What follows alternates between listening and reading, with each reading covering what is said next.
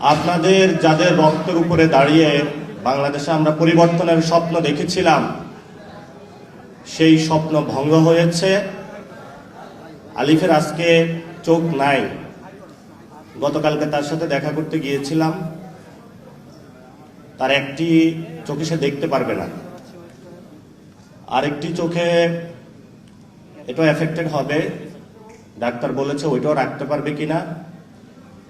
তার মা বাবা খুবই অসুস্থ, ফ্যামিলিতে আরেকটা ভাই আছে। ও বারবার একটা কথা বলে যে আমাদের বাক স্বাধীনতা হরণ করা যাবে না।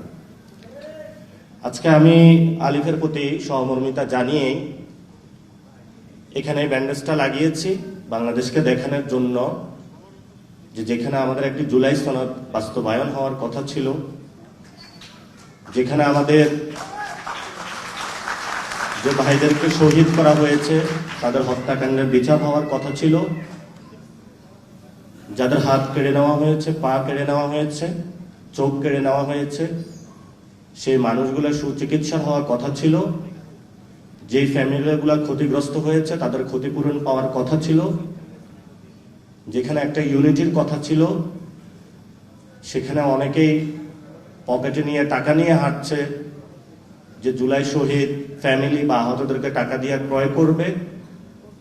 কিন্তু আল্লাহর কি অশেষ লীলা খেলা, বাংলাদেশের শহীদ ফ্যামিলি এবং আহত যারা আছেন তাদের মন এত শক্ত এবং এত পবিত্র যে দুনিয়ার চাঁদ তারা নিয়ে আসলো এবং যত টাকা নিয়ে আসিস তাদেরকে কেউ ক্রয় করতে পারবে না বাংলাদেশে।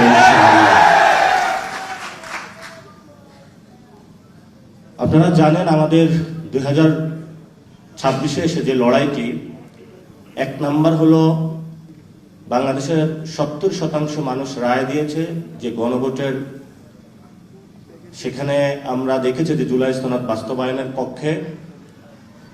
সেটা যিনি প্রধানমন্ত্রী হয়েছেন উনি 2টা ভোটে প্রধানমন্ত্রী হয়েছেন, একটা ভোটে নয়। ফলত একটা ভোট মানবেন, আরেকটা ভোট যদি না মানেন তাহলে আমরা ভবিষ্যতে আপনাকে অবৈধ প্রধানমন্ত্রী বলবো। এই জন্য বাংলাদেশে যে কোনো মূল্যে, যেহেতু জনগণ রায় দিয়েছে, এই জনগণ 2026-এ যে রায় দিয়েছে, 1971 সালের আগেও এরকম একটা রায় দিয়েছিল যে আমরা বৈষম্যের বিরুদ্ধে দাঁড়াচ্ছি, আমাদের ভাত রুটি রুজি কেড়ে নেওয়ার অনেকে চেষ্টা করছে। সে রায়কে, জনগণের যে রায়টা আছে সেটাকে শ্রদ্ধা জানানো হয় নাই, ফলত বাংলাদেশ স্বাধীনতা লাভ করেছে। এরপরও জনগণ অনেক রায় দিয়েছে, সেটা বাস্তবায়ন করা হয় নাই। 90-এ 3 দল মিলে একটা রূপরেখা চূড়ান্ত করেছিল, সেই চূড়ান্ত রেখাটাও বাস্তবায়ন করা হয় নাই। ফলত শেখ হাসিনা 17 বছর বাংলাদেশে ফেসিবাদী ব্যবস্থা চালিয়ে দিতে পেরেছিল। এবং সেখানের 90-এর যে আন্দোলনটা হয়েছিল, যদি 3 দলীয় রূপরেখাটা বাস্তবায়ন করা হতো তাহলে শেখ হাসিনা 17 বছর থাকতে পারতো না এবং আমাদের 1400 ভাইও শহীদ হইতো না, অসংখ্য মানুষের হাত পা চলে যেত না। এবং অবশ্যই বাংলাদেশে যেহেতু জনগণ 70% জুলাই সনদের পক্ষে রায় জানিয়েছে, আমরা তারেক রহমানকে বলবো জনগণের রায়ের প্রতি শ্রদ্ধা পোষণ করুন এবং জনগণের ভিত্তির উপরে দাঁড়িয়ে রাজনীতি করুন। যে জায়গায় আপনি বসেছেন এটা আপনার চেয়ার না, এটা বাংলাদেশের শহীদ এবং শহীদ ফ্যামিলি এবং আহতদের চেয়ার। সেই চেয়ার দ্বারা যদি তাদের গণভোটের রায় বাস্তবায়ন না হয় তাহলে যারা শহীদ ফ্যামিলি এবং আহতরা সেই চেয়ার আপনার থেকে কেড়ে নেবে ভবিষ্যতে বাংলাদেশে। 2 নাম্বার, বাংলাদেশে সংস্কার বাস্তবায়ন হতে হবে। কেন হতে হবে? এই যে পুলিশের সামনে আলিফের চোখটা তুলে নেওয়া হলো, যদি পুলিশ আজকে সংস্কার হতো, কোনো দলীয় লেজুর ভিত্তি না করতো, তাহলে আজকে আলিফের চোখটা চলে যেত না। যদি জুলাই সনদ বাস্তবায়ন হতো তাহলে এই ধরনের নগ্ন সন্ত্রাসী কার্যক্রম আমরা পথে দেখতাম না। সরকার একটা সংশোধন কমিটি গঠন করেছে, জুলাই সনদ বাস্তবায়ন করবে না এই মর্মে, এবং আমরা সরাসরি বলতে পারি যে বিএনপি জুলাইয়ের বিপক্ষে গিয়েছে। যদি বিপক্ষে না যাইতো তাহলে সংশোধন কমিটি তারা গঠন করত না। যেহেতু তারা সংশোধন কমিটি গঠন করেছে, পার্লামেন্টে আমরা আরো কথা বলবো। যদি এটা পার্লামেন্টে চূড়ান্ত না হয়, ইনশাআল্লাহ বাংলাদেশে যত শহীদ ফ্যামিলি রয়েছে এবং যতজন আহত রয়েছে তাদের আদালতে জুলাই সনদের রায় বাস্তবায়ন হবে ইনশাআল্লাহ। 3 নম্বর, আপনারা জানেন আমাদের সার্বভৌমত্ব। এই গণ অভ্যুত্থানের পর আরেকজন আমাদের বীর পুরুষ ছিলেন যিনি শহীদ হয়েছেন, শহীদ উসমান হাদি। উনি বাংলাদেশের আজাদির পক্ষে কথা বলেছিলেন, সার্বভৌমত্বের পক্ষে কথা বলেছিলেন। যাকে দুনিয়া থেকে সরিয়ে দেওয়া হয়, এই মানুষটা বিচার করা হবে বলে প্রধানমন্ত্রী প্রতিশ্রুতি দিয়েছিলেন। 5 মাসে তার কোনো প্রতিশ্রুতির বাস্তবায়ন দেখি নাই এবং ভবিষ্যতে দেখব বলেও আমরা আশা করি না তার থেকে। যে মানুষগুলো আহত হয়েছে, শহীদ হয়েছে, সেই মানুষগুলোকে মুক্তিযোদ্ধা মন্ত্রণালয় ব্যবহার করে 71-এর মুক্তিযুদ্ধের পরে এই মন্ত্রণালয় ব্যবহার করে অনেক কারসাজি হয়েছিল। এখন আমি বিভিন্ন গ্রামে গিয়েছি, 1 মিনিটে শেষ করব। আওয়ামী লীগের যতগুলো লোক আমাদেরকে খুন করেছিল, আপনাদের সন্তানদেরকে, তারা হলো বাহিরে ঘোরাফেরা করে সবাই। পুলিশও নিশ্চুপ, বিভিন্ন দলও নিশ্চুপ। আমরা যখন কথা বলতে যাই তারা বলে যে চুপ করে থাকেন, নাইলে চোখ উপড়ে ফেলবো। বললাম যে ভাই কি হয়েছে, একটু রাতের বেলা খোঁজ নেওয়ার চেষ্টা করলাম। প্রত্যেকগুলা সন্ত্রাসীর সাথে কারোর সাথে 10 লাখ টাকা, 12 লাখ টাকা, 15 লাখ টাকার বিনিময়ে ওসি এবং ওই জায়গায় যারা দলীয় নেতৃবৃন্দ আছে তারা ভাগ বটোয়ারা করে তাদেরকে জেল থেকে ছেড়ে দিয়েছে। এখন তারা এসে আহতদেরকে হুমকি দিচ্ছে, খায়া ফেলবো, মায়েরা ফেলবো, সব করে ফেলবো। আপনাদেরকে দেয় নাই? তাহলে আপনাদের জীবনের নিরাপত্তা কোথায়? জীবনের যদি নিরাপত্তা না থাকে, প্রধানমন্ত্রী না দিতে পারে, তাহলে আমরা কি আবার সেই শহীদের খাতায় নাম লেখাবো, নাকি আমাদের জীবনের নিরাপত্তা আমরা নিশ্চিত করব বাংলাদেশে ইনশাআল্লাহ? আরেকটি বিষয় হলো, আমি অনেক জায়গায় গিয়েছি, অনেকে এসে কান্নাকাটি করে। ওসি, উপজেলা প্রশাসন থেকে শুরু করে বিভিন্ন জায়গায় আহত যদি কেউ পরিচয় দেয়, শহীদ ফ্যামিলি যদি কেউ পরিচয় দেয়, মনে হচ্ছে যে পৃথিবীতে সেই সবচেয়ে অচ্যুত। প্রশাসন কথা বলে না। আপনারা তাহলে বাস্তব অভিজ্ঞতার সম্মুখীন হচ্ছেন। আমরা প্রশাসনের ভাইদেরকে বলবো, এখনো আপনাদের বিচার কিন্তু হয় নাই। প্রশাসনের মধ্যে অনেক খুনি আছেন এখনো লুকিয়ে। আবারও এখনো আহতদেরকে হলো 2 বছর পরে সহ্য করতে পারেন না, শহীদ ফ্যামিলিদেরকে।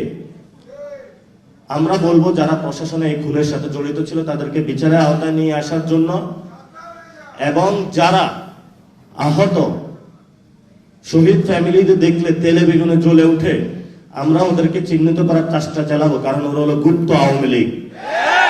প্রশাসনে গুপ্ত আওয়ামী লীগ না থাকলে তাহলে তারা শহীদ ফ্যামিলি এবং আহতদের সাথে এই ধরনের আচরণ করতে পারে না। আপনারা আজকে এসেছেন, অনেকেই বলে আমি বিএনপির বিরোধিতা করি। আমার জীবনে আমি বিএনপির বিরোধিতা করতে যাইনি। প্রথমটা শুরু হয়েছিল, আমি যাত্রাবাড়িতে গিয়েছিলাম একটা প্রোগ্রামে, শহীদদের প্রোগ্রামে। গিয়ে এক শহীদ ফ্যামিলির বাবা, উনি বক্তব্য দিলেন। ওনাকে 10 লাখ টাকা অফার করা হয়েছে ওই দলের শহীদ ক্যাটাগরিতে নাম লেখানোর জন্য, 1 নম্বর। 2 নম্বর হলো, ওই দিন তারা একটা তালিকা প্রকাশ করে।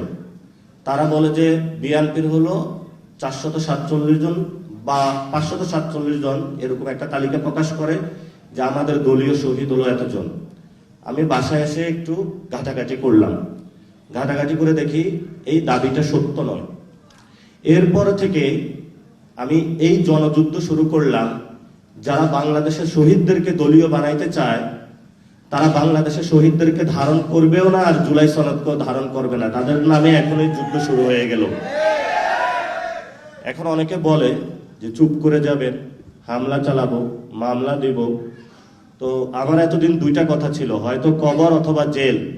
গতকালকে আমিরে জামাত আরেকটা কথা স্মরণ করিয়ে দিলেন, জায়নাগর হইতে পারে।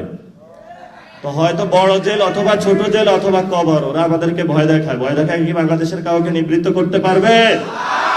আপনারা সবাই জীবিত আছেন না? লড়াই হবে, স্বাধীনতা আসবে, সংস্কার হবে, বিচার হবে ইনশাআল্লাহ। আপনাদের নেতৃত্বই হবে। যেভাবে আপনারা নেতৃত্ব দিয়েছিলেন 24-এ, আমরা আপনাদের নেতৃত্বে কাজ করতে প্রস্তুত আছি। মাঠ ছাড়া যাবে না। জুলাই সনদ বাংলাদেশে হবে, গণভোটের রায় বাস্তবায়ন হবে, বিচার হবে, তারপরে আমরা বাসায় যাব। এর আগে 1 সেকেন্ডের জন্য আমরা বাসায় যাব না ইনশাআল্লাহ। রাজপথে সেই লড়াইয়ের প্রস্তুতি নিন। আর এখানেই লেখা আছে, আলিফের চোখ ফিরিয়ে দে। ফেরত দিতে পারবে? কোথায় থেকে দিবে? নিজেরই তো চোখ নাই। চোখ থাকলে কি আলিফের সেই মায়া কান্নাটা দেখতো না? আলিফকে হসপিটালে দেখতে যাইতো না? আলিফের চিকিৎসার ব্যবস্থা করতো না? করেছে? যার চোখ থাকে সে অন্যকে চোখ দিতে পারে। আমরা সরকারকে বলবো, আলিফের চোখ ফেরত দিন। আমরা বাংলাদেশে আর কোনো সন্ত্রাসী কার্যক্রম চাই না। বাংলাদেশে আপনারা যা করছেন পুরো বাংলাদেশে, এটা আইন শৃঙ্খলা আপনাদের হাতে তুলে দিয়েছেন। আমরা স্বরাষ্ট্রমন্ত্রীকে বলবো, আপনি যদি আইনের রক্ষক নাকি বক্ষক, এটা আমরা আপনাকে প্রশ্ন তুলতে চাই। পুরো বাংলাদেশে স্বরাষ্ট্রমন্ত্রীকে বলবো, এস আলমের পিছনে ঘোরাঘুরি না করে যারা আহত ভাই হয়েছে তাদের বিভিন্ন জায়গায় নিরাপত্তা দেন। যারা খুন করেছে যে ব্যবসায়ী, আপনি তাকে নিরাপত্তা দেন। আর যে খুনি তাকে ছেড়ে দিয়েছেন, সে আইসা হলো আহতদের ধমক দেয়। এই হলো আপনার নতুন বাংলাদেশ, এই হলো নতুন সংবিধান। আমরা চাই বাংলাদেশটা পরিবর্তন হোক। এই পরিবর্তনের যাত্রায় আপনারা সবাই ঐক্যবদ্ধ থাকবেন। আমরা আপনাদের সন্তান হিসাবে আপনাদের প্রতিনিধি হয়ে কাজ করব, আপনাদের আন্ডারে কাজ করব। সবাই দোয়া করবেন। আসসালামু আলাইকুম ওয়া রাহমাতুল্লাহি ওয়া বারাকাতুহু।